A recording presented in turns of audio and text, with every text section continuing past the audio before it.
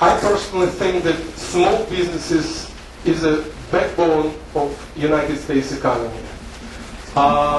What I personally would do, I would review existing laws and make sure that we remove all the obstacles which make new businesses to be started and to proceed, with success, to thrive. The problem is that within 3-5 years, about 90% of new startups are disappearing or basically not doing anything.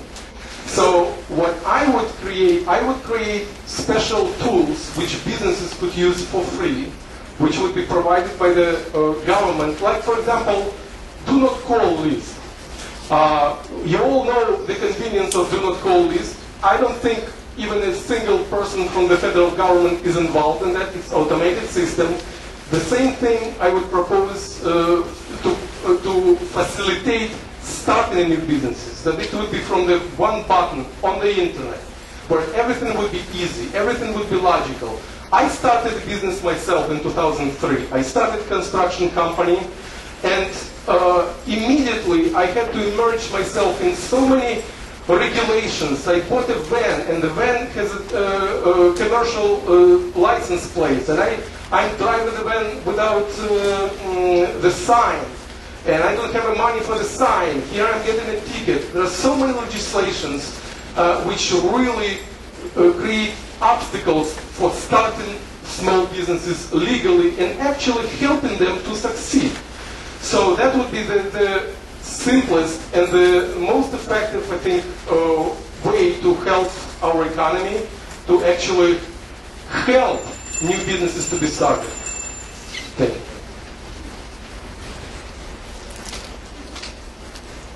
Small businesses need tax breaks and they need tax incentives. Government needs to get out of the way so the small businesses can move forward. They can expand and they can get people back to work also. Small businesses since 2001 have created approximately 70% of the jobs in this country. Small business is what this country is based on. People are also afraid to invest. I myself was thinking about opening a franchise and investing in that. I will not at this juncture. I will not.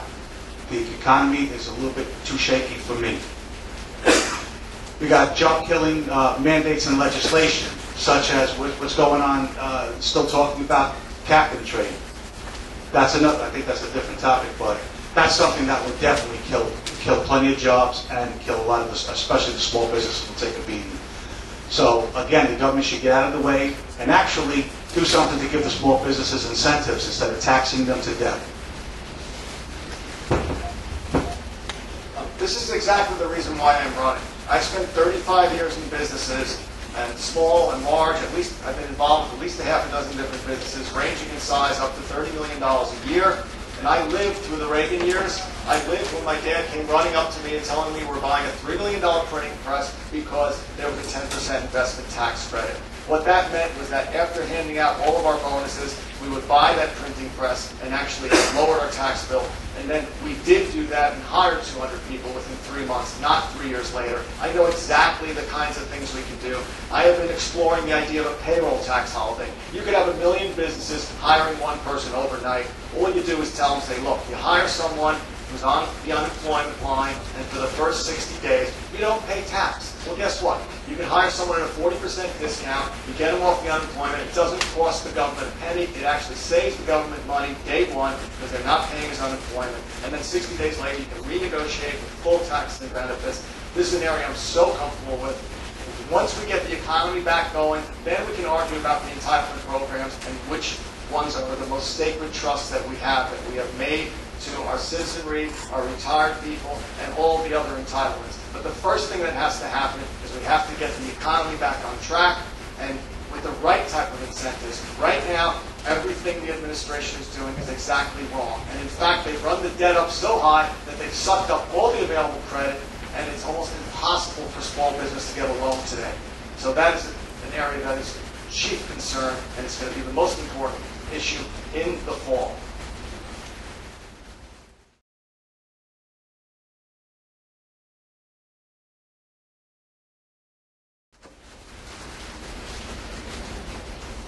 The Second Amendment is very near and dear to me. If there are any bills, laws, regulations, treaties that are signed that are going to restrict our rights to bear arms, I will do everything in my power to go against that. The Second Amendment is very clear. It is our right to bear arms, and it cannot be infringed upon. That's part of the unalienable rights. Excuse me. And I think she's definitely overstepping her bounds. I don't know why she's even been giving any powers to even be part of this, but that is definitely something that we will have to put pressure on so we do not lose any of our rights and we can keep our liberties.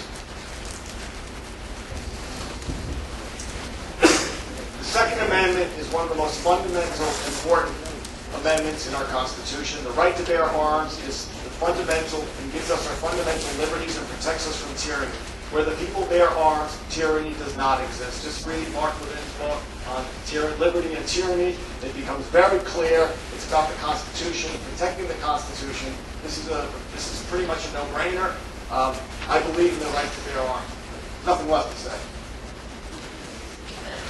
I can tell you that I come from the former Soviet Union. My grandfather was repressed by Stalin. He was just taken away one night, in the middle of the night, and no one saw him again. I think if the citizens of that country would have small arms in their possession, then the agents of KGB, which was formerly known as NKVD, would not be having such a fun time entering the houses of the citizens. The right to bear arms is the last line of defense for our country, for our liberties. We cannot give it up. So to answer directly Susan's question, what would I do? First of all, hopefully they will not pass this legislation, until we get there. As soon as I get there, I will fight so that the United States does not ratify, does not join the world for this inappropriate legislation. And if, God forbid, the United States joins that treaty, then there is another line of defense. It's the Senate. It has to be ratified in the Senate by 2/3 of the votes. So we would have to fight against that ratification. And ladies and gentlemen, what I can tell you is that we all need to wake up everyone, because Second Amendment, we can say that if it disappears, the whole country goes to the Soviet Union state. Thank you.